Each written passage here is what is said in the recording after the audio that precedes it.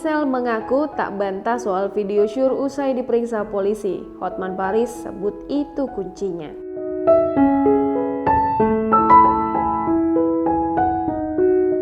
Tahun lalu Gisel juga dituding sebagai pemeran di video syur yang beredar luas. Pada saat itu Gisel langsung membantah dengan tegas bahwa wanita yang ada dalam video tersebut adalah dirinya. Sedangkan untuk kali ini, Gisel juga sempat memberikan bantahan. Hotman Paris mengaku bahwa Gisel sempat curhat pada dirinya soal video syur yang sedang beredar luas itu. Melalui kanal YouTube SCTV pada Selasa 8 Desember 2020, Hotman Paris menegaskan bahwa ancaman pidana masih membayangi Gisel. Tak berhenti di situ saja, Hotman Paris juga membongkar curhatan Gisel pada dirinya. Hotman Paris mengatakan bahwa Gisel memberikan sebuah handphone kepada manajernya 3 tahun yang lalu. Namun tak disangka video syur Gisel yang sebelumnya dihapus dari handphone tersebut malah tersebar luas.